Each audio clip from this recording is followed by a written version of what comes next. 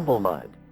In celebration of recently hitting 10,000 subscribers, thank you guys so much, sincerely, it means the world. I thought a fun way to celebrate would be to have some friends of the channel on the show as guests. I've got 4 YouTubers, 2 Twitch streamers, and we've even got a game dev on here. These are all people who have supported me along the way and have become some truly great friends of mine. I decided to unite all of these people from various corners of the world to answer this one question. What's your favorite comfort game? A game that you can always come back to, a game that never gets old, and a game that covers you in nostalgia like a warm blanket. Of course, I'll share my choice at the end as well. Before we begin sharing our picks though, definitely think about what your comfort game is and let us know down below. Now, I simply had to have this first guest on because over the years I've become more and more of a Dreamcast fan, and if there's anyone I'd suggest you watch for all things Sega Dreamcast, it's the aptly named Dreamcast Enjoyer. I think the thing that sets his channel apart from others and why you should subscribe to him is he's able to articulate so well how the aesthetics of the Dreamcast and its games make us feel.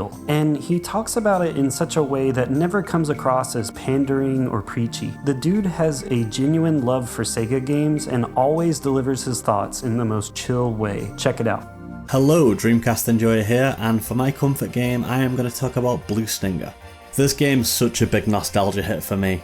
Really big Christmas game as well, not least of all because of all the Christmas iconography in the game and the cool little Christmas tune that plays in the Hello Market area. But I don't know, it's just a really comfy game. It's something that I keep coming back to time and time again and have done since I was a little kid. Because it's got this really cheesy kind of B-movie action vibe to it, but filtered through the very sort of blue low poly Sega lens, so everything's really oversaturated and bright and arcadey looking, even though it's largely a game about fighting zombies and kaiju.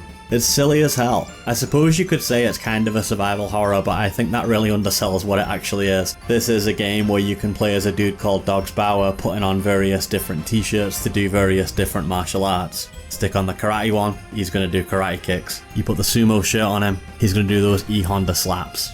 Elliot, the other main dude, more of a ranged fighter, got about 20 million guns, from plasma guns to napalm launchers to everything in between. Huge shout out to the soundtrack on this game. Every single one of these tracks hits for me. It's got that kind of Jurassic Park blockbuster feel. It's very atmospheric in places, very catchy in others. And it's the work of Toshihiko Sahashi, who also worked on Mobile Suit Gundam, Ultraman, Kamen Rider, lots of other cool stuff. And another cool point is that we got the Sonic Adventure voice cast here, so that gives it an extra nostalgic vibe for me. Space biology? Dino-site? Janine, can't you break the code? It's big, it's dumb, it's colourful, it's fun. I highly recommend it if you just want a really good time. Dude, thanks so much for reminding me that I need to play that one. Next, we've got my buddy Lex. He's a really fun VTuber, primarily on Twitch, who plays all kinds of games and has become a great friend of mine over the past year, educating me on Amiga and Shin Megami Tensei and a bunch of other stuff. He's built a great community on Twitch and on his Discord, and I didn't even know it at the time, but he had been sharing my videos with his community long before we even became friends. Lately, he's been playing a lot of a certain game on his streams, which I have a hunch might be his pick. Take it away, Lex. Honestly, before I start getting into my pick, I want to list Monster Hunter Generations Ultimate and Euro Truck Simulator as 2 honorable mentions. But my comfort game is easily the original Dark Souls. This game has been with me since its release back in 2011, when I used to go through the dreaded low FPS Blighttown on Xbox 360 and braved enemies and design decisions that I haven't experienced since encountering them for the first time in Demon's Souls. But while Demon's Souls was my first FromSoft game, I keep coming back to Dark Souls for so many reasons. Coming out of the asylum, I'm instantly greeted by my favorite hub, Firelink Shrine. Its familiar theme starts to play, the bonfire crackles softly, and I just know I'm back in Lordran. Home.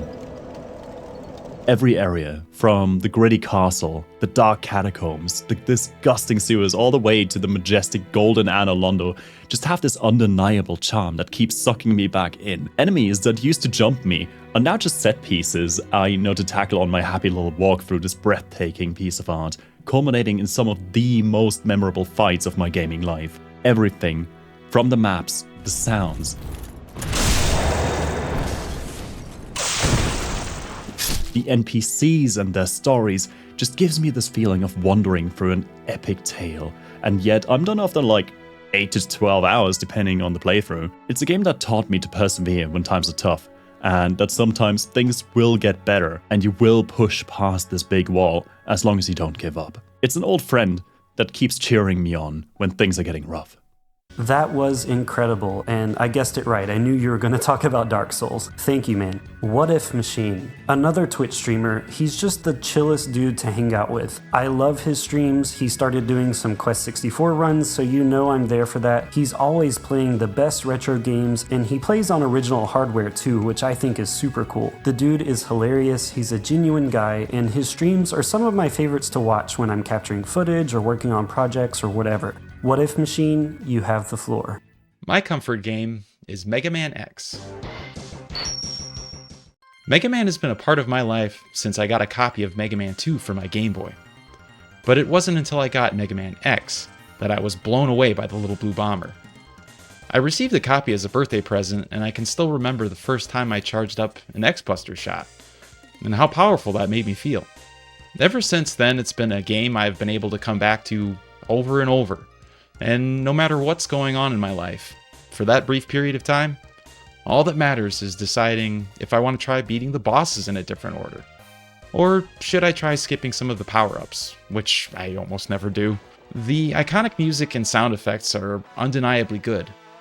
The levels and character designs are beautiful, and the combat is balanced yet challenging. The abilities and power-ups get dropped on you at a fairly regular rate, and are pretty easy to get to once you know where they are. By the end of the game, X goes from feeling like a strong and capable maverick hunter to an unkillable murder machine. You can also skip the health power-ups, and all but one upgrade for added challenge. It's up to you how difficult you want the game to be. All of this mixes together to form a piece of art I'm happy to consume at any time. Also, the green armor has one of the coolest and most useful abilities in the game, so what's not to love? So I actually beat Mega Man 1 through 3 last year, and you're reminding me it's about time I try a Mega Man X. Thank you so much, dude. Now, this next guest, I'm going to tell you right now, please consider subscribing to Gaming with Krushworth. The dude has made fantastic content that gets better and better with higher production value every single time. He's been grinding away, putting out nearly 50 videos now, but he's sitting at just over 200 subscribers. Please do him a favor and subscribe. I love this dude, he's such a caring and thoughtful individual, and he's always cooking up fresh new content in the Krushworth headquarters. Speaking of fresh content, as quick as a pulse charge, Lies of P has consumed over 155 hours of my life. Another fine day in the city of Krod. Yeah, this Souls-like is my comfort game. Based on Carlo Collodi's Pinocchio, it's fused with horrific visuals, vile mobs, and the twisted story pulled me in. It's cool, but it's not comforting in that sense of the word. In New Game Plus 4, I've decided something. What will it be, Mr. Handsome Idiot? I'll always find my way back to the city of Krod. If Lies of P was comfort food, this is an arm of God tier cheeseburger. 1 bite, base game over. 2 bites, into New Game Plus. 3, I'm full. 4, I'm back. The further I got into New Game Pluses, the upgrade system kept surprising me. P-organ, activate.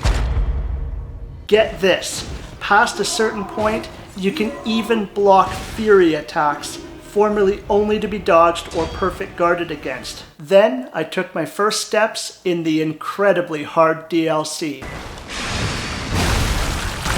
Oh yeah! Take that, you butthead. Got absolutely bounced, was pretty much humbled, got consistently jump scared, met a foxy lady, and yeah, I pet a cute cat. Even better than that, the DLC took the upgrade mechanic and said, hold my P-organ.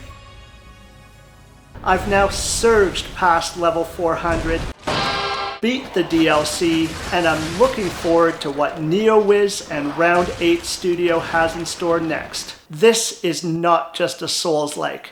This is something special.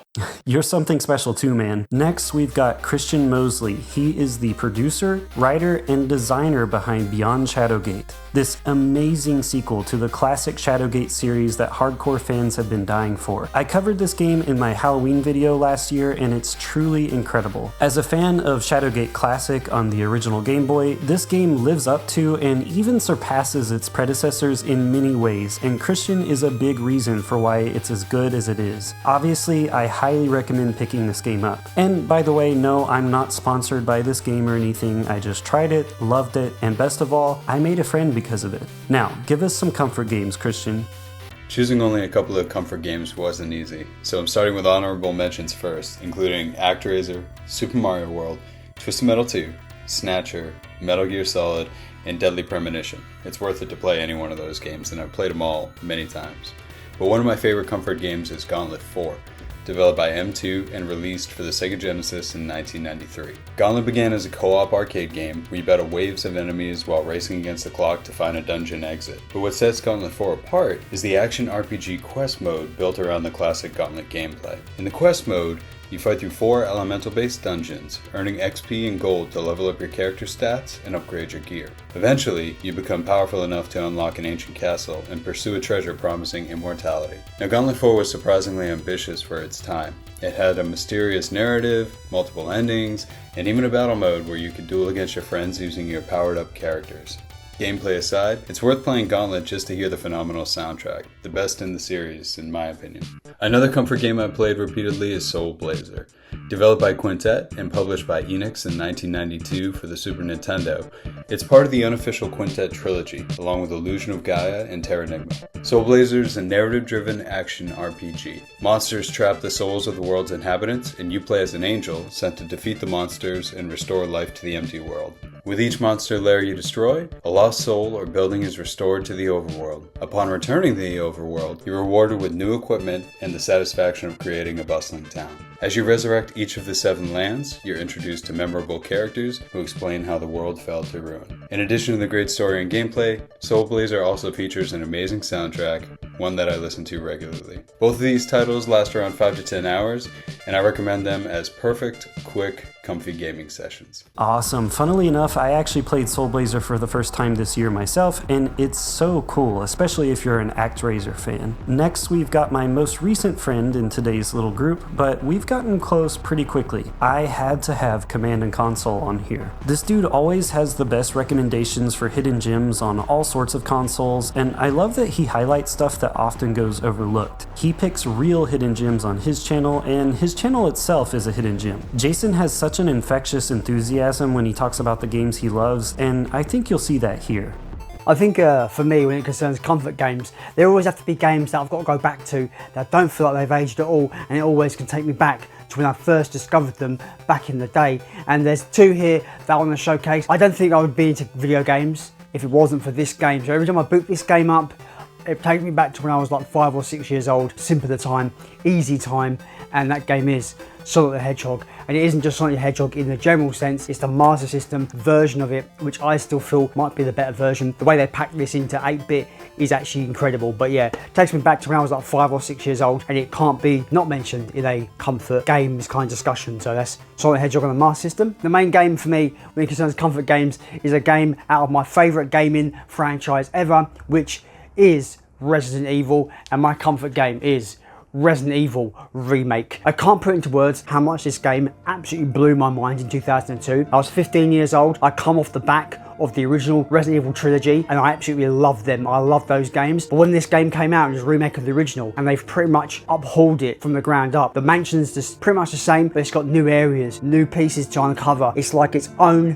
character in a way. And every time I revisit this, I get all the feels, all the nostalgia. The game feels fresh every time I play it. I play through as Jill, and I play through it as Chris, and all I want to do is beat the game with those 2 characters, leave it 6 months, and then play it again, because I feel I give myself enough time with this game that I forget where most of the key items are. I got a vague sense of where they are, but I give myself enough time to kind of sort of forget where things are, so the game is fresh all over again when I replay it.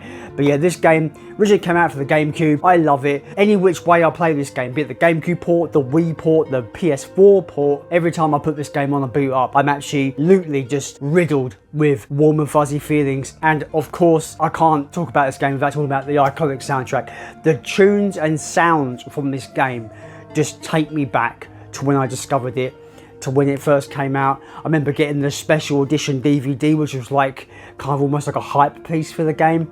Yeah, every time I put this on, I absolutely am immersed. I love it. It's my comfort game, and I don't even have to finish the game. I can boot it up, play through the opening moments of the game, get my feel of the nostalgia hit, and move on. If you want that awesome survival horror, check this game out if you've not played it. I think this is a great starting point to get into this franchise as well. But yeah, comfort games for me is definitely Resident Evil Remake. RE Remake is an absolute classic, man. Thank you so much for sharing. Now, my final guest is one I'm so excited to have on this episode because he is actually the first friend I ever made as a result of this show. PK in the Universe first found me through my Excite Truck video, which is the second video that I ever put out. We then connected over our mutual love of Quest 64, and the rest is history. On his channel, you'll find really chill content that feels a lot like old school YouTube. There's very minimal editing. It just feels like you're talking to a friend about the games you love, basically, and it's really nice. Now, he was admittedly a little apprehensive about sharing his comfort game with you guys because it's from a franchise that many of you may not care about, but I encouraged him to come on and share it anyway because I know you guys are nice and mature. But really quick before he begins, here's a quick fun fact for you about Monster Games, who developed the game that he's going to share. While they would eventually go on to make classic Nintendo titles like Pilot Wings Resort, Donkey Kong Country Returns 3D, Xenoblade Chronicles 3DS, and they co-developed DKC Tropical Freeze, and yes, they made Excite Truck and Excite Bots, which is wild because that's how me and PK connected. They first cut their teeth on this franchise. Check it out. One of my favorite comfort games is NASCAR Dirt to Daytona, which is probably not most people's favorite comfort game, especially if you're a retro gamer, unless you like a lot of old school racing games like I do. What makes this a comfort game for me? What I love about NASCAR Dirt to Daytona is it's a window in time. I look at this and I remember some of these drivers. You know, I remember when they used to actually race. So many of them are retired now, so it's neat to go head to head with these legends. And a lot of them have become legends and Hall of Famers. I love the fact that this game has, you know, a pro stock dirt series. There's no other NASCAR game like that just has nothing but dirt tracks. And it's a cool way that shows the experience of starting out. A lot of guys started out on dirt. I just love the fact that every time I play this game, when I play it, it doesn't matter if I've not played it for a week, a month, a year, 2 years, it doesn't matter. I've never gone 2 years without playing it, but it doesn't matter because it feels like no time has passed at all. I don't miss a beat. I know exactly my way around, especially those dirt tracks, because I've just logged so many countless hours playing that game. I love the career mode. You start out on dirt, and then you go to the modifieds, then you go to truck, and then you skip straight to cup. And it was kind of a dated game when I got it. You know, I got it a couple years after NASCAR 2005 Chase to the Cup came out. But it's a game that I actually prefer now more over that game because I don't know what it is. I just love how they created this game. It's just so different. It has a totally different feel than 2005 Chase for the Cup. Anyways, that's my comfort game. Now, as someone who isn't even a NASCAR fan, I did actually try this game out, and it's incredibly well made. The physics in it are something else. Plus, it's really cool that there are so many North Carolina tracks, which is where I'm from.